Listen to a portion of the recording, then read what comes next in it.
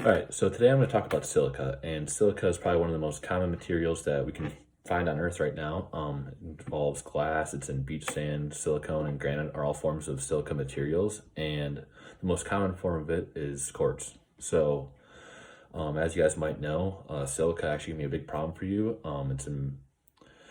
Overexposure can definitely prevent many health hazards. So when small particles are inhaled, they can penetrate really deep into your lungs and causing dangerous and mostly often fatal lung diseases, including silicosis and COPD, as well as kidney disease. So one of the first big problems of that is silicosis, which is it's directly related to inhaling silica dust. As the dust enters the lungs, it causes scar tissue to form, and you never can get rid of the scar tissue. It also can cause, as we said, kidney disease, and it's another health complication where with enough silica exposure, you can run into risk of developing chronic kidney disease, which will obviously develop over time and eventually will shut down your kidneys completely. So here's some tips for how we can avoid that in the workplace. One of the best things that we can do is replace materials. We don't want to be reusing materials. We want to swap out materials that obviously contain the crystalline silica or other materials that do not, if possible, obviously. If substituting materials isn't an option for us, you can ask me or someone else about it before you do so. So another thing that we can do is avoid wearing our work clothes home. So obviously, if you're working around silica, your clothing can obviously get a lot of it on your clothes, and so when you get off of work and you're ready to go home, you want to change your clothes. If you're not going to change them, at least try and shake them off or dust them off as much as possible. Another way that we can kind of reduce the silica from affecting us is using water spray. So by keeping materials wet, it's a good way to keep the dust down. Using water spray can kind of help us with materials like concrete from giving off an abundance of dust when we're cutting into them. And obviously, we shouldn't be spraying water when using electrical equipment or outlets, because that's obviously not very safe either. Another great thing that we can do, that's just one of the new inventions in the past 20 years, is being able to use local exhaust ventilation.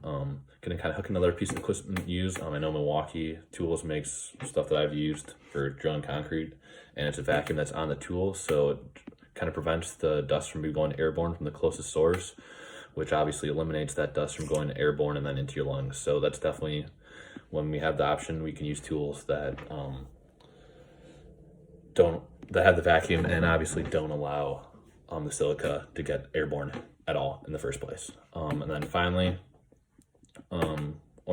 next, we can stay away from dangerous situations where if we're working around silica, we don't want to be eating or drinking around it. So if you have your lunch break, you're not going to want to do it where you're just drilling up concrete or drilling holes in a concrete wall or something like that. It's obviously not very smart. So you shouldn't be eating or taking your lunch breaks or even a smoke break when you're around silica contamination. And if you've been working around silica before your lunch break or your smoke break, you should obviously leave the dust area and wipe your face and hands clean and wash them. And then finally, if we can't prevent ourselves from working alongside silica, we're going to want to wear a respirator. So I'm sure you guys have all seen a respirator, and that can be a different training for another day, but it's a device that we can wear that kind of controls what we inhale from the air. So it will prevent us inhaling silica, but obviously this should be used as the last resort. We should obviously kind of be doing other steps that we said today. So that included vacuums was the main one. We want to put vacuums on our tools,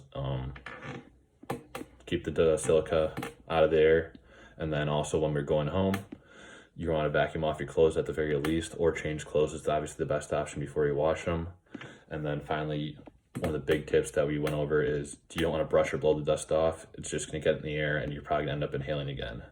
So one of the big, take home is it's really important to understand that silica can be very dangerous. It causes silicosis, can cause kidney disease, cause lung disease.